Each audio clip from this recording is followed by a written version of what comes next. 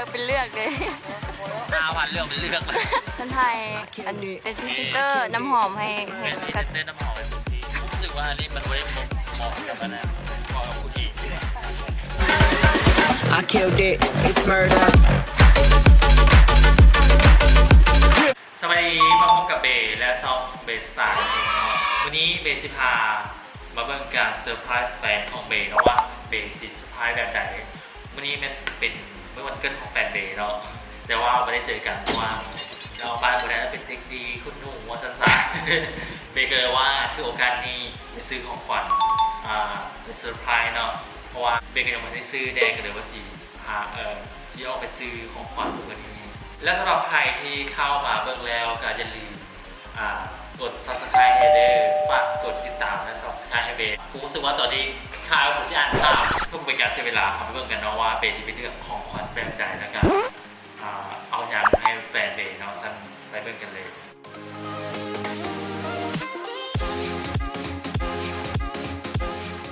แล้วตอนนี้น้องหักมาเลือกตุ๊กตาก่อนแล้วก็นะคะจะสิบเรื่องได้แล้วเรื่องตัวนี้แล้วต่อไปค่ะสิบเรื่องเครื่องว่าจะซื้อเครื่องอย่างโตเนาะหน้าคือคนเลยเนาะว่ากูเป็นป่าเลยแมน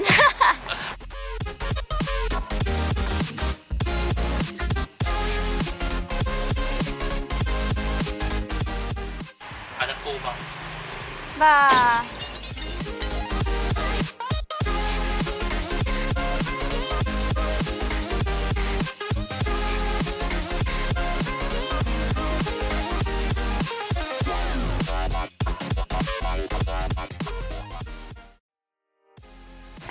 ตอนนี้เขามาดมน้ำหอมเดี๋ยวมึงว่าจะเลือกนะกลิ่นไฮโซเวงจันอันนี้ไฮโซโคโค่ชันแนลมันไฮโซก็มาค่ะ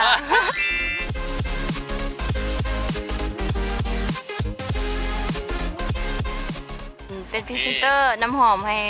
กับเต้นน้ำหอมไหม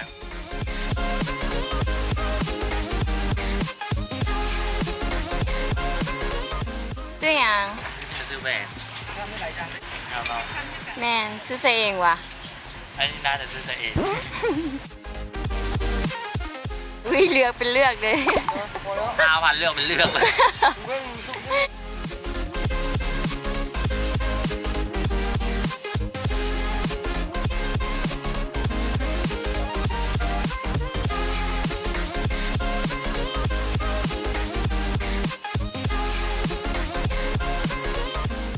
เขาจะไปซื้ออย่าง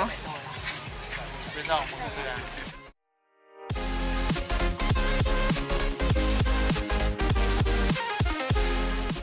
ผมว่าจะซื้ออย่างนี้มันไม่ผมว่าสไตล์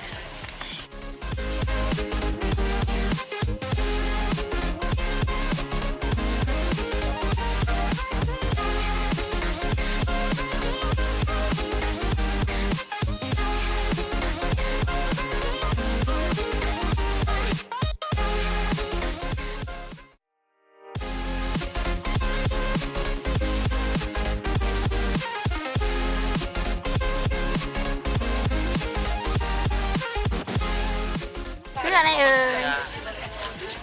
ผมว่าจะเลือกตัวไหนรู้สึกว่าอันนี้มันไว้เหมาะกับอะไรเหมาะกับผู้หญิงซื้อไปใส่เอง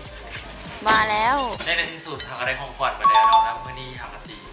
ไปเซอร์ไพรส์กันเนาะตอนที่ทางเอามาฮอดบอลที่เขากำลังนัดสับเอาเครื่องไปให้เนาะจะได้เขานำไปเบิ่งกันเลยว่าจะเป็นอะไรกันบ้าง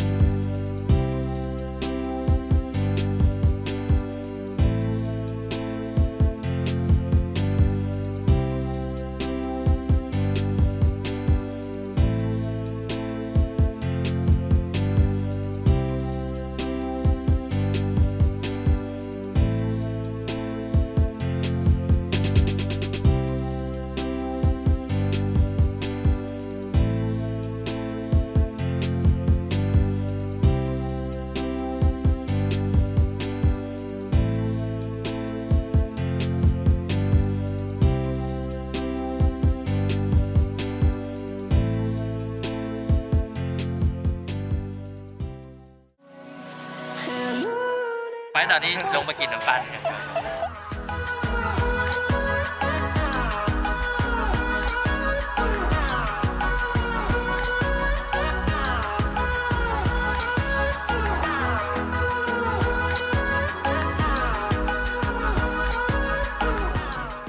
แล้วก็แล้วขอนไม้หมดแล้วเนาะเป็นยังไงตื่นเต้นเปล่าเองบ้องแห้งแน่เดี๋ยว ตื่นเต้นอยู่แล้วก็ดีใจ ใช่ปกติวันเกิดน้องมันเมื่อวานเปล่า โดย ได้เป็นอย่างคือจังมาพบเบบวันนี้ เมื่อวานพอข่าวเบียกแน่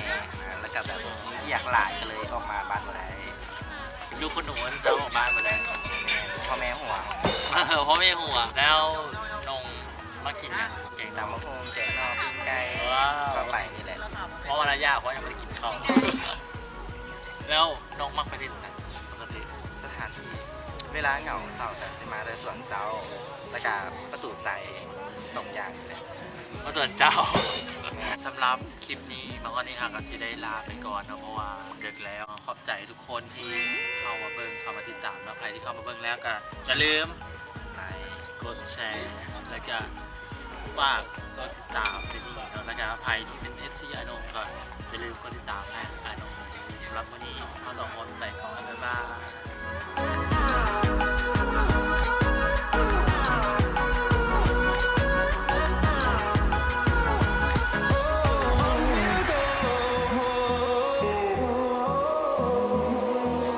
Finding life along the way,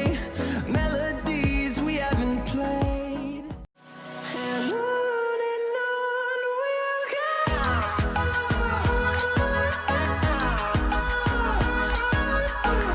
อันนี้เป็นสภาพ คนไทยคลิปให้ รู้สึกว่า